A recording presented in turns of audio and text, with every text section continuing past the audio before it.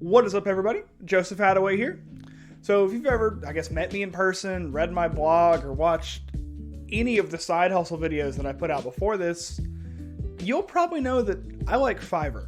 I like Fiverr a lot. And what do I like about Fiverr? Well, easy. Fiverr revolutionized the world of freelance work.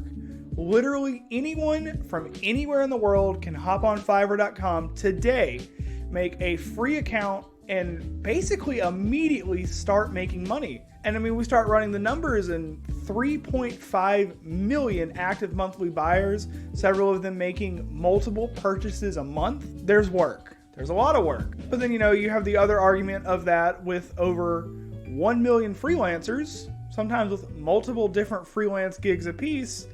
Well, it kind of gets easy to get lost in the crowd and not really be able to stand out. Of course, Fiverr, like all other side hustles, have its ups and downs. So, making this video today, we're going to discuss, is Fiverr a side hustle that is worth your time? And most importantly, can it help you build wealth and retire early? And before we dive into Fiverr, make sure to go ahead, if you like the side hustle content and you want to hear more of it, scroll down, subscribe, like the video, hit the bell, and let's get into it. All right, so let me start out by saying I've been on Fiverr a long time. I probably started on Fiverr back in 2016, 2017-ish.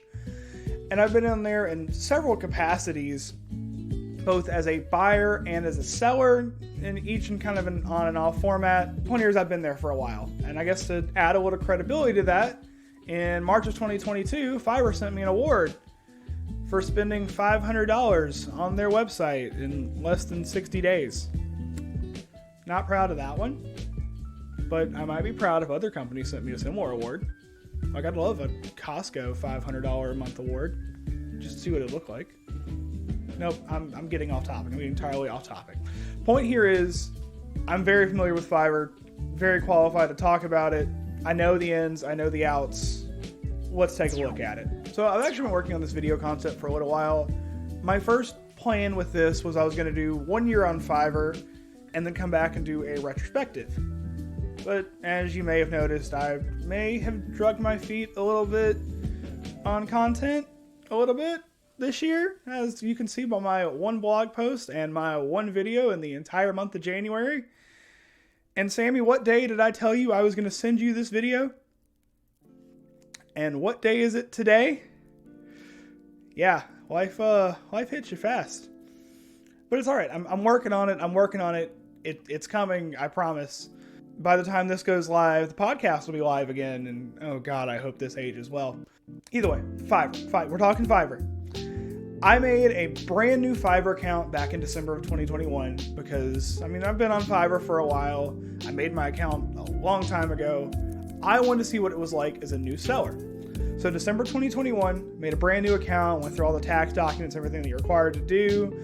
I passed the basic English skills test, and I made one gig. It was an article and blog writing gig, and I went all out. I did full market research to make sure I was pricing my rates similar to other freelancers offering the same service. I did full SEO. I looked over everything. This was going to be perfect. I was going to make sure of it, and it worked. 3 days later, I got my first gig request. And it was from a guy asking me to write a 2,000-word article for $20, which was way below what I was charging. But I was still up to the video idea. It still seemed like a fun idea. So I said, for the content, let's do it. Or at least that's what I keep telling myself. And I delivered that order before January 1st. And I did not get another order until January 25th. And that kind of brings me into my first issue with Fiverr, especially as a new seller, and that's just consistency of work. I didn't get a single order in March. I got one in February. I didn't get 2 orders in the same month until April, which was 5 months after I started the account. And then, of course, summer went great. I got 7 orders in May, 11 orders in June, 8 orders in July, and then 1 in August, 1 in September, and none in October. And 1 in November ended up canceling well before I even got to start on the work. So I don't really know if we count that or not. As a whole, at the end of my, 13 months on Fiverr, I got a total of 44 orders, and 2 of those were canceled one being a little more my fault than the other. So yeah, no matter what you do, I mean, even sitting here as a Fiverr freelancer with, I believe I have 5 or 6 active gigs right now. I have a perfect 5-star rating on every single one of them, and my writing gig has more than 20 5-star reviews. I have 5 orders so far in 2023, and that's it. And several of those have been very quick $10 or less orders. So even here, I'm over a year of establishing, it's still extremely inconsistent work. All right, so of course, getting gigs, getting orders, that's how you make money on Fiverr. And that kind of brings me to my second complaint about Fiverr, which is a little more major. As you can see here, this is a live screenshot. I can even scroll around with it a little bit. This is live. This is real. I did not edit this. I made net $1,024.80 on Fiverr over the last 13 months.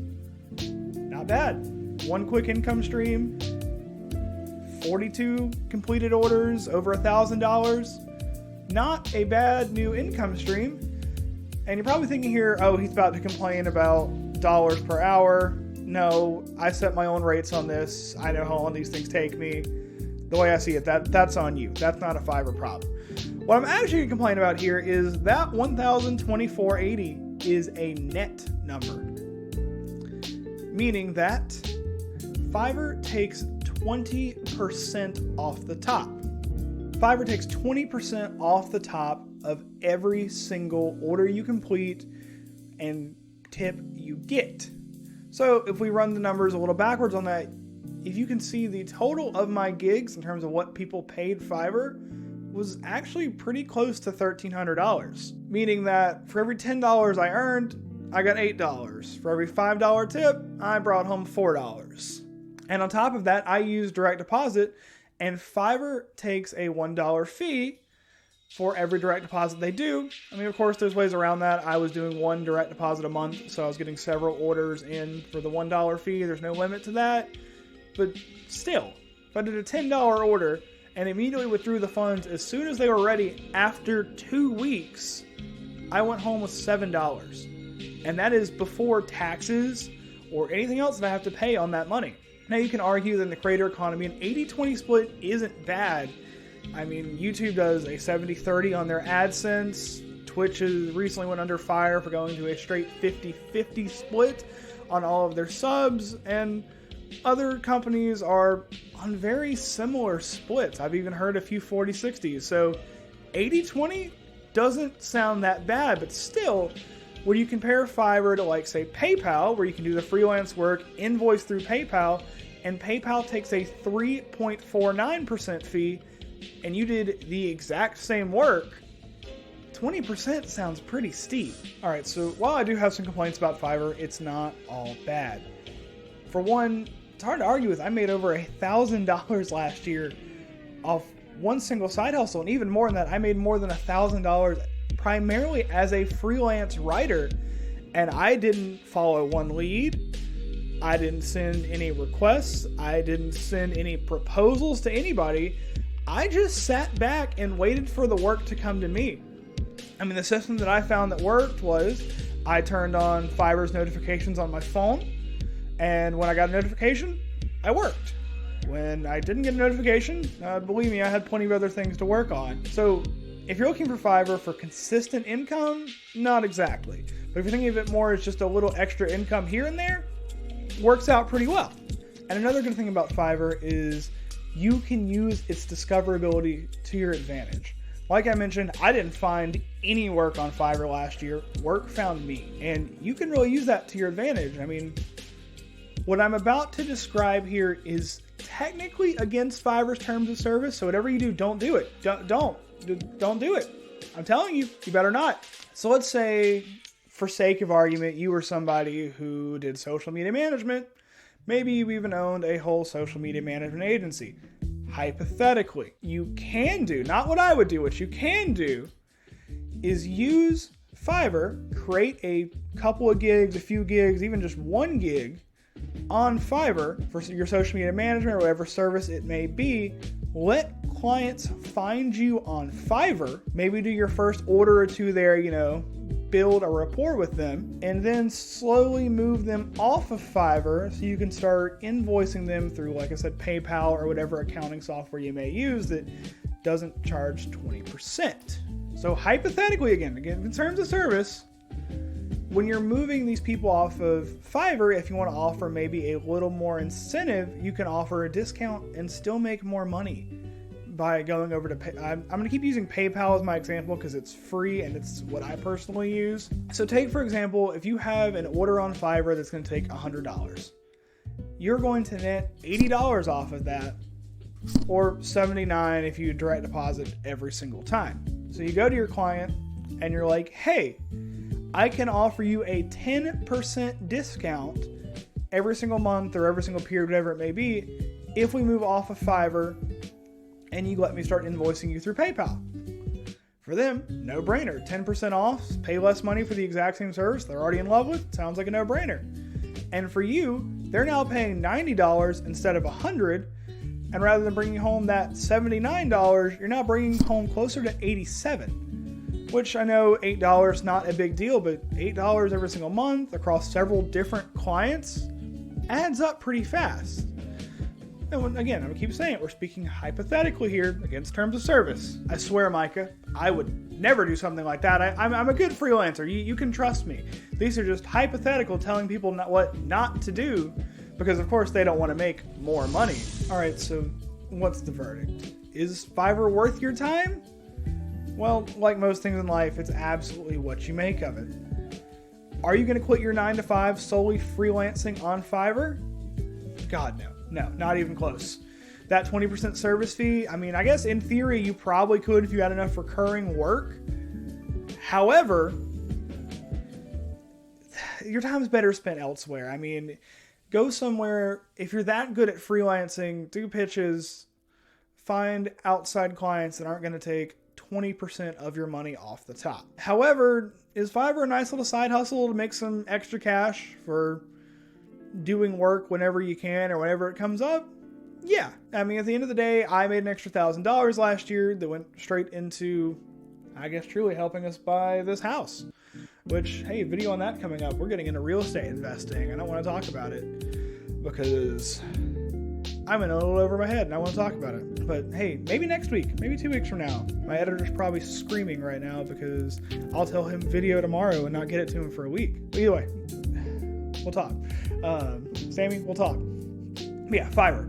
So it's absolutely what you make of it. 20% is a very, very, very high fee, but in the terms of creator economy, it's not that bad. So it's when you put in the work, do you value the discoverability or do you value pure profitability? That's the question you have to ask yourself. So I'm making a tier list of all the side hustles I try every single year.